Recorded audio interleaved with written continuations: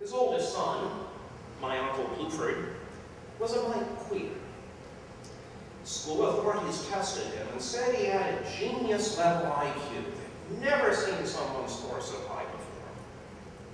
He was gifted at the piano.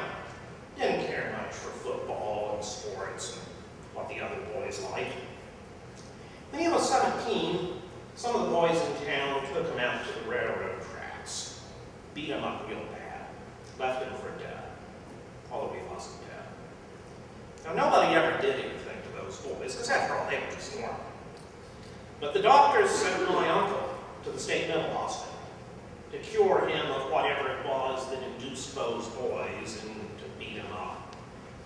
Now, my grandparents weren't educated people, were in no position to say otherwise, and frankly, even if they had been educated opinion in 1920 was that the mental hospital was exactly the place for anyone that queer. I won't describe to you what those doctors did in the mental hospital, other than to say it was a whole lot worse than what those boys did by the railroad tracks. It's never the same again. All the genius was electrocuted out of him. He lived to the age of 85. I remember him as a lonely, bitter old man, sitting in his chair in the corner, smoking one hand-rolled cigarette after another. We kids were always told to stay away from him. But I digress. Let us return to my university and our new president, Boss Powers. Now that giant phallic symbol, you see him back of him, is his house, also known as the Tower of Powers. Classics department used to be housed there, but now there are no faculty offices, no classes in that building, just Boss Powers and his private army of highly paid administrative henchmen.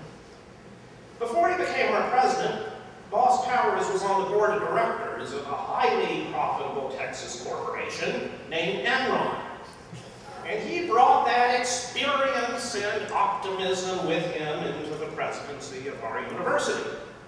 He and his henchmen kept telling us that the Texas economy was so much better than the rest of the country that we were going to be able to hire all the best faculty away from other state universities. We were going to hire Berkeley's faculty away from them, Michigan's faculty away from them, all of them. But to attract these new superstar faculty, we needed to build a bunch of shiny new buildings to impress them about how prosperous and progressive this state is.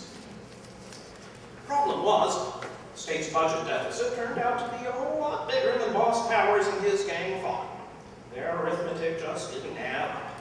And the university had blown its wad on those new buildings. So now, instead of hiring new faculty, we're having to lay off existing faculty. Nobody to go in those white elephant buildings. Administrators do love new buildings as monuments to their ambition. This is one of Boss Powers' predecessors as dean of the law school back in the 1920s and before. Back in the time my family was driven out of the Texas Panhandle, the long-revered W.S. Simpkins, after whom the dormitory was named. Problem was, some clever graduate student got to researching and found out that Boss Simpkins was the top Klan organizer. History sometimes catches up with ambitious men who embody all the right-thinking values of their own day. Boss Powers did the right thing and renamed the dormitory. He also did the right thing by firing this old fool who used to be our provost. But a whole lot of other fools in the administration and that Tower of Powers he needs to fire. We had an incident on our campus a couple of months ago in which one of our Latin students, whom you see here, brought an AK-47 to campus, fired off a few rounds in the direction of the Tower of Powers. He didn't hit anyone, never intended to, but Boss Powers called in the SWAT team and armored personnel carriers, locked the campus down for hours, set the air raid sirens wailing as if we were under nuclear attack. Chased the kid into the library where he finally shot himself, which was all he ever intended to do. Texans do love their guns. I recently discovered that another classic student who had been diagnosed with severe psychosis, had sent a homophobic email to an administrator whom I will leave unnamed, threatening to kill me. Not only did that administrator never tell me about this, he also never informed the campus police or the dean of students' office. Instead, he included it in a dossier of materials he was assembling at the request of the dean of liberal arts, with the aim of proving that my presence on the faculty made students uncomfortable. Dean of liberal arts also never told me about this threat. I only found out about it through an open records request, and thank God that's one good law the state of Texas has. Now, this is hardly the only threat.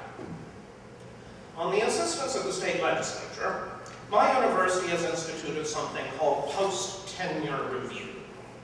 Now, for the last 10 years, this has been little more than a formality, even for faculty who long ago ceased publishing or teaching effectively. But 2 days before Christmas, that same unnamed administrator informed me that I had received an unsatisfactory post-tenure review, even though I'm an active scholar and very dynamic and wide-ranging teacher. I have clear evidence that he has been encouraged in this course by higher-ranking administrators. UT's motto says, "What starts here changes the world." Watch for this to come to your campus next. Now, don't worry about me. Boss Powers and I have a few more hands of poker to play before we get to a Texas-sized showdown. And I have some legal aces up my sleeve that he may not know about yet. People ask me, "Tom, why do you take on so many unpopular causes? Why do you associate those damn pedophiles? You're not one. Why do you talk back to the bosses? Get them riled up. You're hopelessly outnumbered. You can never defeat them." Well, I sometimes wonder myself. Then I think about my uncle. I think about a sensitive boy who may now be a lonely teenager growing up in some godforsaken place like Pampa, Texas. I see the ethnic studies programs at my universities being cut to the bone to pay for unneeded buildings. As for queer studies, and they won't even talk to me about that. And then I think about Niemöller saying, "When they came for the communists, I did nothing, for I was not a communist. When they came for the Jews, I did nothing, for I was not a Jew. When they came for me, no one did anything, for they were not me." And now they have indeed come for me.